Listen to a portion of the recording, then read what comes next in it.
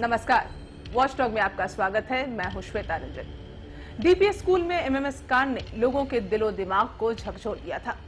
दुनिया के एक कोने से दूसरे कोने तक मोबाइल फोन का इस्तेमाल किया जाता है अपनी आवाज पहुंचाने में, लेकिन अब इससे बन रही हैं ब्लू फिल्में और एमएमएस। घर, स्कूल या होटल, हर जगह है एमएमएस का खतरा। शैतानी दिमाग के जुनून ने तमाम लड़कियों के एमएमएस पहुंचा दिए हैं बाजारों तक, यानी देश की राजधानी दिल्ली बन चुकी है एमएमएस की मंडी।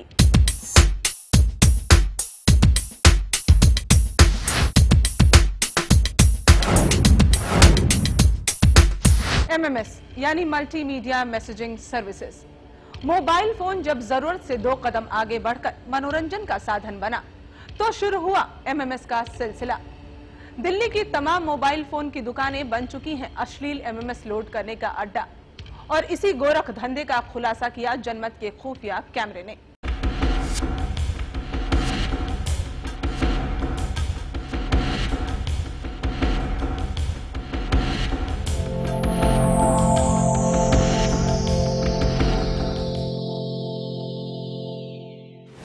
दिल्ली की मोबाइल फोन की दर्जनों दुकानों पर लोड होते हैं अश्लील एमएमएस। दिन रात खुलेआम एमएमएस लोड करने के गोरख धंधे को जनमत की टीम ने अपने खुफिया कैमरे में कैद किया।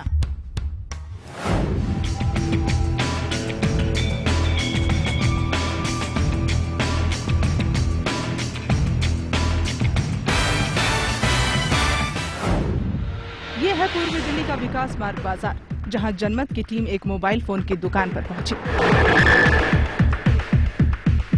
हमने दुकानदार से कहा कि हमें एमएमएस लोड कराना है। पहले तो दुकानदार ने मना किया, लेकिन हमारे काफी कहने के बाद वो इसके लिए तैयार हो गया। भैया एमएमएस लोड करते हो आप? नहीं नहीं, हम नहीं करते। अरे कर दो यार प्लीज। अच्छा लाओ यार।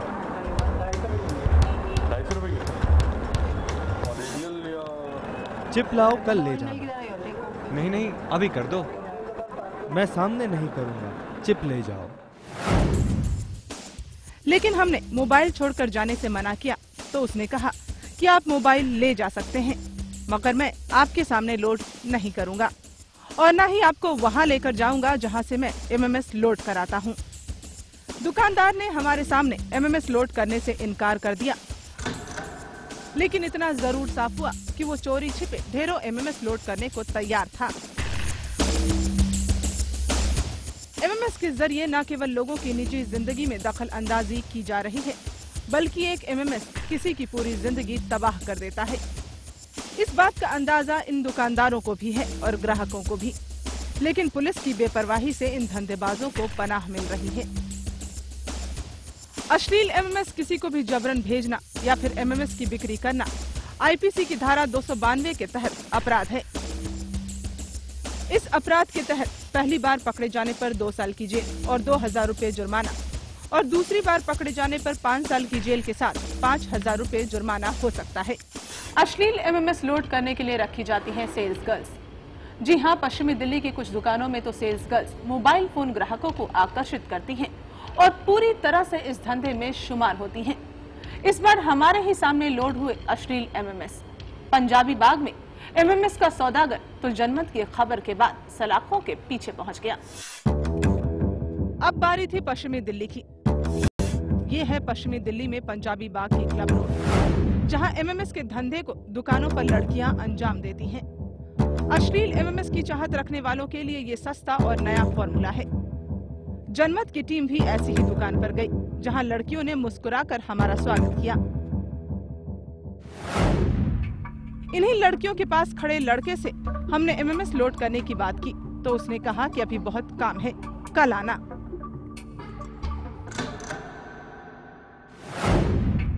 जनमत की टीम दूसरे दिन फिर उसी दुकान पर पहुंची। भैया एमएमएस। थोड़ी देर में आना, अभी भीड़ है। अभी डाल दो ना यार। अच्छा लाओ, तुम कल भी आए थे ना? हाँ भैया, लेकिन तुमने कल नहीं लोड किए थे। सेल दे दो, लेकिन अभी भीड़ है, टाइम लगेगा। कोई बात नहीं।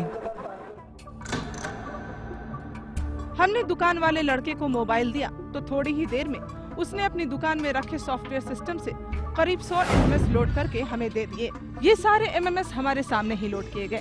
इन धंधेबाजों को पुलिस का भी डर नहीं है। अश्लील एमएमएस की कीमत वसूली गई 800 रुपए। इस पूरे सौदे के दौरान ग्राहकों को आकर्षित करने का काम करती हैं सेल्स गर्ल्स।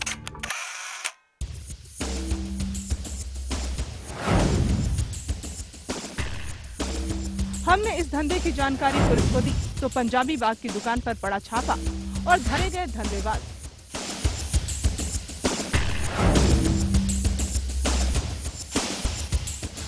हमें जनमत से थ्रू इंफॉर्मेशन मिला है कि उसमें एमएमएस जो नहीं बेचना चाहिए वो बेच रहा है, तो पुलिस और आपके साथ में मिलके रेड किया, 4 आदमी अरेस्ट हुआ है। और भी हम जांच पड़ताल कर रहे हैं कि और कहीं ऐसा ना हो, इसका क्या कोई ऑर्गेनाइज क्राइम तो नहीं है। तो अभी 4 आदमी को अरेस्ट किया है और भी हम इसमें तफ्तीश जारी है। पंजाबी बाग के दुकानदार तो धरे गए, लेकिन ऐसे कई धंधेबाज हैं जो चोरी छिपे एमएमएस बेच रहे हैं। उत्तरी और सेंट्रल दिल्ली के पॉश बाजारों में खुलेआम लगाई जाती है अश्लील एमएमएस की मंडी। कंप्यूटर की स्क्रीन पर तस्वीरें दिखाकर ग्राहकों को कैसे किया जाता है इशारा कि यहाँ भी मिलते हैं अश्लील एमएमएस। कैसे होता है ये सब, जानेंगे हम एक ब्रेक के बाद।